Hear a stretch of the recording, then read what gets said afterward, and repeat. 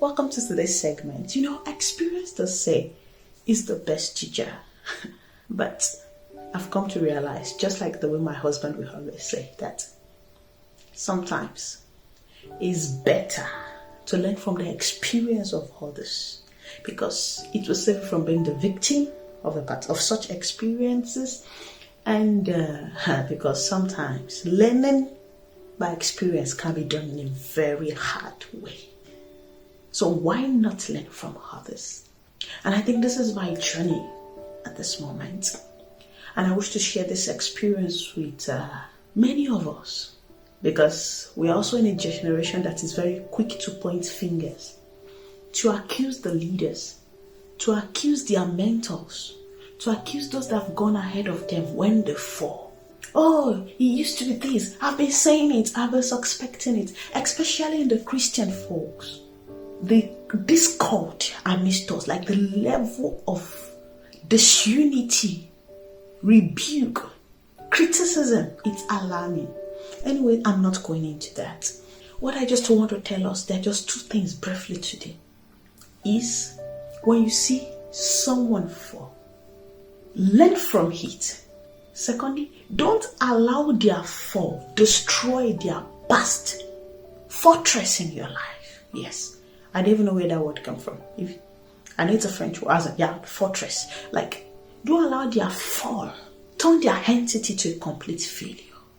I'll take an example of a great author, like a father to me.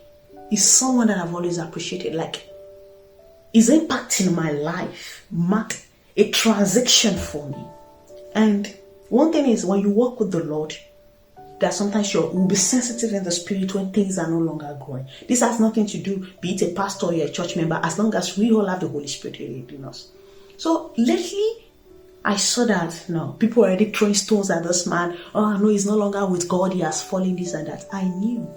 But one thing that came to my heart was, this fall should draw me closer to God, should make me intercede for him. He will learn in a hard way, of course, because, God is a merciful God, but there are some things you have to live with the consequences. You get what I'm trying to say? There are some consequences. God cannot come down and rub it off. You just have to live with it. Like, should I fall into that pattern? That means I'm also going to learn in a hard way. Why not I learn from him? What are the loopholes that I also need to watch out for? Let me learn from him and intercede for him. However, the major thing I want us to know today is it shouldn't wipe off his impact in my life. It can't even be wiped off. But that is what many of us, we are stuck. And to be candid with us, the reason why this word is coming out today is because you yourself will curse yourself. You will curse yourself. Yes. You will use your own hands to block your own way. Because what goes around comes around. If anyone has been a source of blessing to you, it no longer concerns you at such moment, the present stage of that person. But if you should, because of that, decide to repay them back with evil, I want you to know that it's going to turn back to you. These are laws of karma. Number one, whatever you sow, you will reap. Number two, do unto others the way you want to be treated. That is, when you will be down, they will treat you the same way. If someone has once helped you, even if the person should fall, don't pay back evil. Don't use that moment to also propagate the scandal. Someone has been impactful to your life. Maybe your once mentor was once your mentor, and all of a sudden the person deviated, maybe the person fell in terms of wealth or spiritual leadership, or the person just, things went bad for the person, became a failure. One thing my generation is good at, I've been suspecting. He did rituals. Even if it's true, it's none of your business. I'm not saying we shouldn't talk. You might talk. But one thing is, respect those that have gone before you. When you get there, you will understand that it's tough to maintain, to be there. It's tough to sustain leadership, to sustain authority, to sustain wealth, to sustain any success that has come to you, be it in politics or in Christendom, in any way. I want to shout out to us, with the upcoming, youth leaders, young adults, anyone that has once been of blessing to you, even if they fall, don't allow that erase their effect. They've left a landmark. It's either you take that up and run with it. You get what I'm trying to say? Oh, this man made me know the value of books. Why not take up that mantle and run with it? So that you'll be able to transport the legacy to someone else, rather than allow that legacy die with him, be mocked down with him in the grave, or be criticized by others.